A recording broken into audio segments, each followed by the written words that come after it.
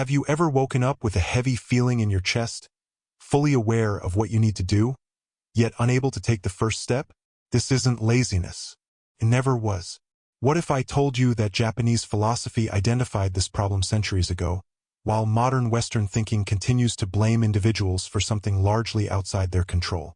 You may have called yourself lazy, weak, or undisciplined, but the truth runs deeper, and it's far more freeing.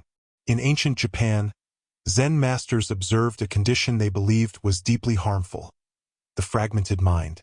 They understood that when awareness is split in countless directions, the issue isn't a lack of effort. It's internal defeat. It's like trying to fill a bucket full of holes. No matter how much water you pour in, it keeps leaking out. Have you experienced this? A growing to-do list while you remain stuck, endlessly scrolling through your phone, fully aware that something else needs your attention. The issue isn't willpower. It's the way your mind has been trained to function in constant distraction. In Japanese tradition, this state is called kokoro no ran, the disorder of the heart-mind. Stay with me until the end, because you'll learn how Japanese philosophy transforms the scattered state into focused action, and how that shift can completely redefine your relationship with productivity. What you're about to learn may challenge everything you've been taught about discipline and motivation. It begins with a simple yet powerful idea. In Japanese philosophy, this condition, kokoro no ran, the disturbed heart-mind, explains why every task feels overwhelming and why paralysis sets in. When the mind is divided, even small actions appear impossible. But here is where the approach changes everything. The Japanese do not address this state with pressure, shame, or guilt.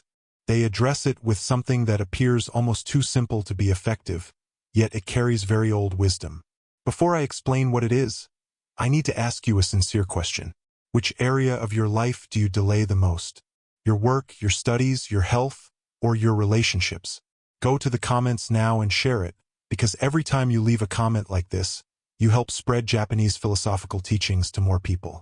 Your response helps me create more precise content for you and also builds a community of individuals walking the same path of growth. So comment below and become part of this focus group committed to real change. And if you've reached this point and haven't liked the video yet, do it now. This is how YouTube functions. When you like the video, the platform recognizes its value and shares it with others who need this message. It's a single click that can positively impact someone today, and it costs nothing. So leave a like now and take part in this chain of transformation. Also, before we continue, check whether you're already subscribed to the channel. The upcoming videos are part of a complete series designed to build unshakable discipline, mental strength, and prepare you to enter 2026 at a higher level. If you're not subscribed, you'll miss the continuity. Click subscribe and let's continue this journey together. Now, let's return to what truly matters. The insight Japanese masters uncovered about overcoming procrastination begins with an idea that contradicts most modern beliefs. The real cause of procrastination deserves deeper attention, because what I'm about to explain is rarely presented this way. Procrastination doesn't happen because you lack time. It happens because too many intentions are running simultaneously in your mind. Think about it. How many mental tabs are open right now? The project you began but never completed. The course you stopped halfway through. The workout you promised yourself you'd restart on Monday. The difficult conversation you've delayed for weeks. All of these are active at once, draining your mental energy like heavy software crashing an outdated computer. And here's the most damaging part. Every unfinished intention creates a quiet layer of guilt. You go through the day feeling busy, but when you lie down at night, a silent sense of failure appears, because deep down you know there was activity, but no meaningful progress. Japanese philosophy describes this state with a sharp metaphor. A samurai with two swords in his mind is defeated, because while he decides which one to use, the opponent has already struck. Your modern mind lives in this same internal conflict. This isn't a lack of ability, it's too many open fronts. And here is the hidden truth that completely shifted my own path. Zen masters understood that the human mind was never designed to hold multiple intentions with equal intensity. They developed a principle called ichigo, one encounter, one life. In modern terms, it means one task, one moment, one full commitment. When attention is divided, productivity doesn't increase. Instead, you lose to the illusion that doing many things at once equals efficiency. Real transformation, the kind that creates lasting impact, comes from the opposite choice. It comes from closing the mental tabs, selecting one sword, and mastering a single strike. Write in the comments, "I will close the tabs in my mind." If you understood this idea, ask yourself, what is Ichigo-zami? Now we reach the part that sounds almost too basic, yet holds a powerful depth. In Japanese philosophy, there is a practice called Ichigo-zami. When its meaning is fully understood, perception shifts completely. Translated simply, it means one action, one focus, one whole spirit. It sounds straightforward, but the real change comes from how it's applied. Samurai were trained in this mindset from childhood. When an archer drew the bowstring, he wasn't thinking about the target, the technique, the result, or what would happen next. He merged completely with that single motion. The arrow, the bow, the breath, everything became one. There was no division in thought. There was no attempt to succeed. There was only the act of releasing the arrow. What's most striking is that they didn't call this effort. They called it decision. In Japanese tradition, focus isn't about forcing concentration. It's about removing everything that doesn't belong in that moment. It's about entering an action with full presence. Masters repeated a phrase to their students. The samurai does not try, he enters. Notice the difference. Trying implies hesitation. Entering means full commitment. It means placing your entire spirit into one action as if nothing else exists at that moment. This is not about perfection. It's about completeness. When you wash dishes using Ichigo-zami, you're not thinking about tomorrow's work. You wash dishes as if that task matters more than anything else in that moment.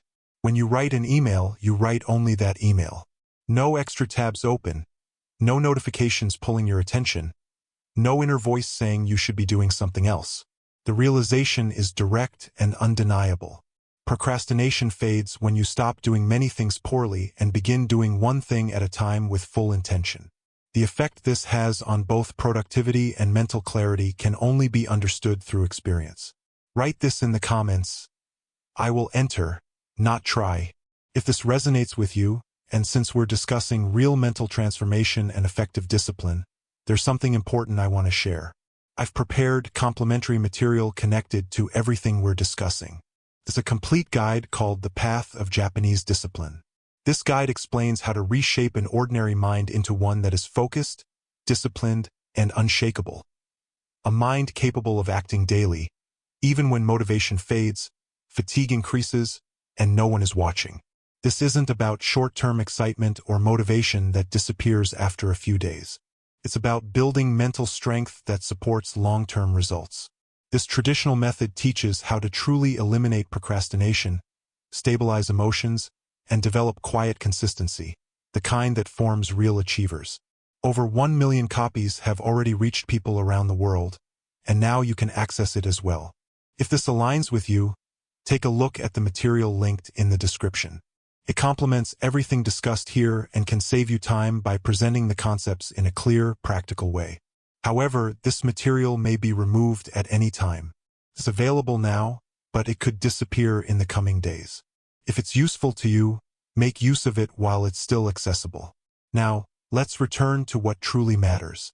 Why 10 days are enough. Many people hear 10 days and immediately think it's too short to make any difference. But here's what most people miss. 10 days don't change your life. They change your identity in relation to focus. And when identity shifts, life naturally follows because a different person is making the decisions. Japanese philosophy has always understood this.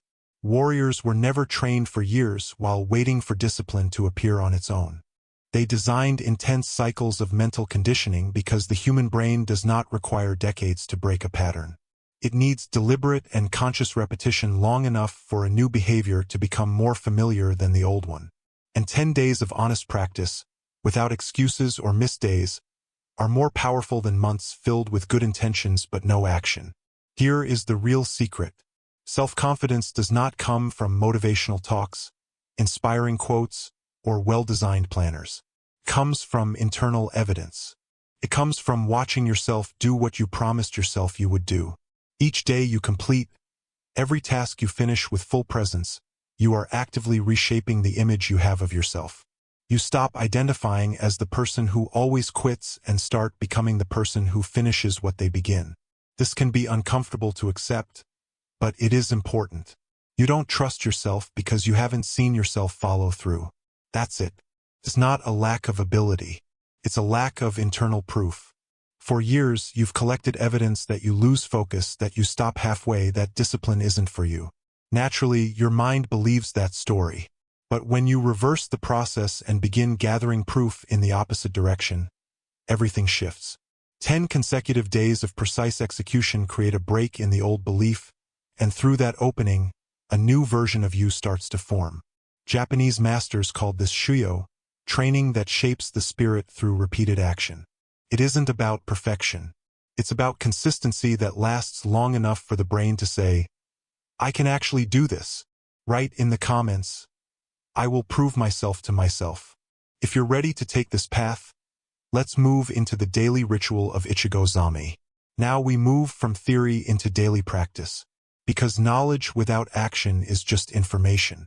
So here is exactly how to apply Ichigo Zame in your routine in a way that is simple but effective. First step, choose one critical task for the day. Just one. Not 3, not 5, one. The task that, if completed, will allow you to go to bed knowing the day mattered. It might be writing a report, studying a specific section, recording a video, or resolving an issue you've avoided for weeks. It must be only one, because Japanese philosophy does not support multitasking. It values depth over volume. Second, remove distractions. There is no compromise here. Clear your space, put your phone away, turn off notifications, close the door if possible.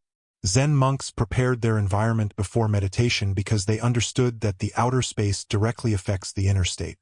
Complete focus is impossible when your surroundings are demanding attention. Third, define a time block between 30 and 90 minutes, depending on the task. This is not an all-day effort. It is a protected block where you are fully engaged in one action. During this time, nothing else exists. No emails, no messages, no sudden ideas that seem urgent. Write them down for later. This moment is for execution only. Fourth, execute in silence. No music, no podcasts, nothing in the background. Just you and the task. Samurai trained in silence because they knew noise fragments attention. In silence, you become aware of your breathing, your movements, and the flow of action.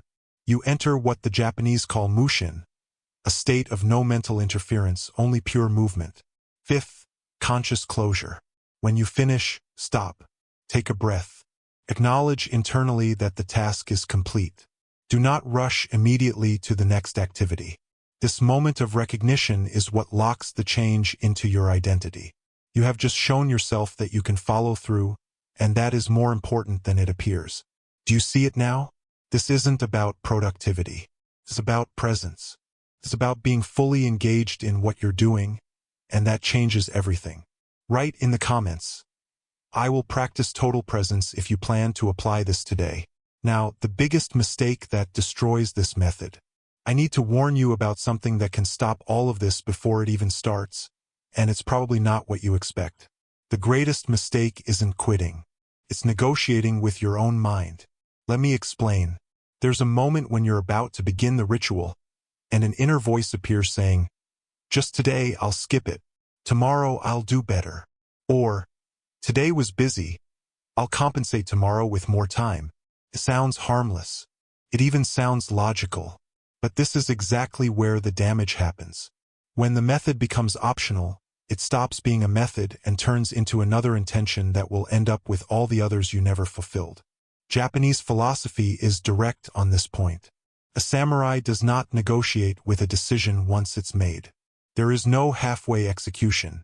There is no postponing because the week is difficult. These inner negotiations are the quiet force that destroys discipline before it can form. And the reason is simple. Because every time you negotiate with yourself, you train your mind not to trust its own decisions. It's like building a house and removing one brick from the foundation each day, believing it won't matter. At first, everything seems stable, but sooner or later, the structure collapses. The hard truth is this: a decision without commitment is an illusion. You haven't truly decided if you're still open to changing your mind based on how you feel that day. A real decision means eliminating the option to retreat. It means acting regardless of mood, schedule pressure, or changing motivation. Zen masters describe this with a concept called fudoshin, the immovable mind. This doesn't mean becoming rigid or inflexible toward life. It means being firm about what you have determined is essential. And this changes everything. When your mind understands that negotiation is no longer possible, it stops wasting energy trying to pull you away. That energy returns to action and execution.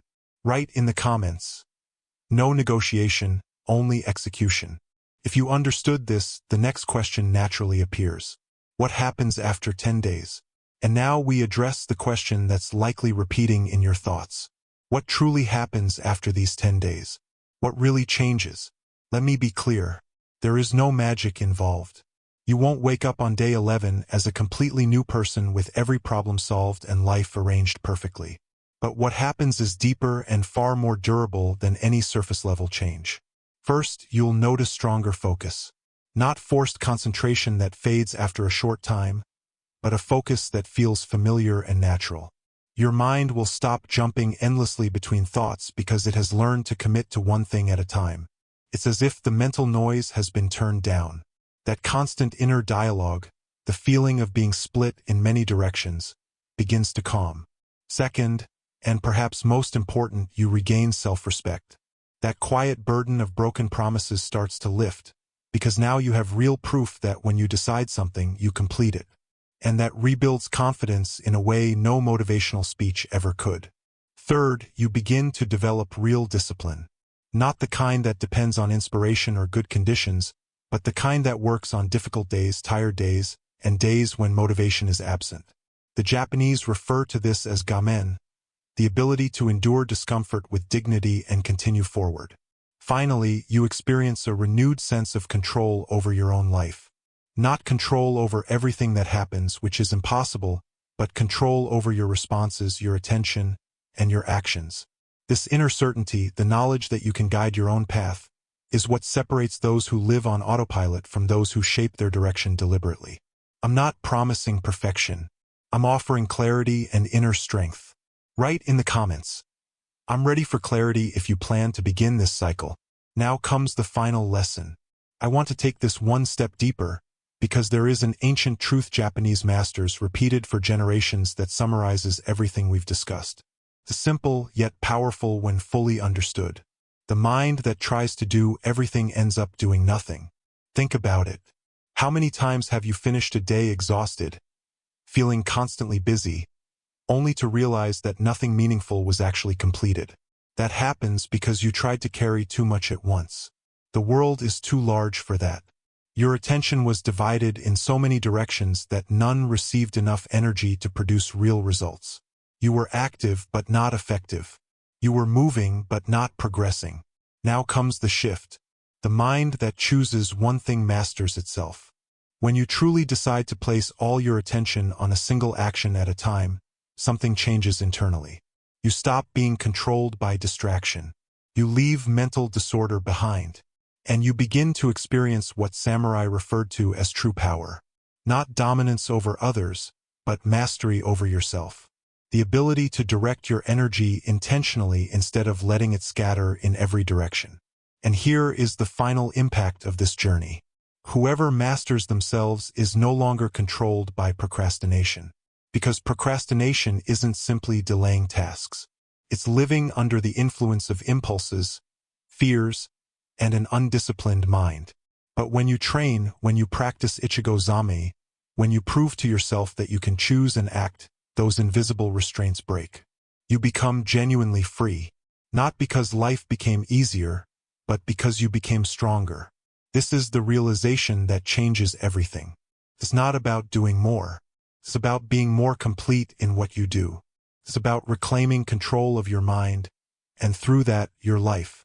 Write in the comments: I choose to master myself if this message resonated with you.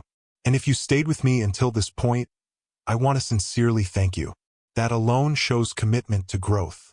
If this content connected with you or addressed something you needed to hear, I invite you to subscribe to the channel. What we build here goes beyond individual videos. It's about developing mindset, discipline, and a purposeful life, and I want you to be part of it. Leave a comment below saying, "I go beyond laziness." When you declare it publicly, when you commit not just to yourself but to this community, the decision gains real weight. I'll be here reading your comments and walking this path with you. If this content added value to your life, you can support the channel by buying me a coffee. The link is in the description. It's a simple way to help keep this work going. And of course, leave a like as well. It costs nothing and helps this message reach more people. There's also complete material on Japanese discipline pinned in the first comment. Take a look. It deepens everything we discussed in a practical and structured way. And before you go, there's a video on the side that complements this topic perfectly. Click it and continue with me there. This journey doesn't end here. See you in the next one. See you soon.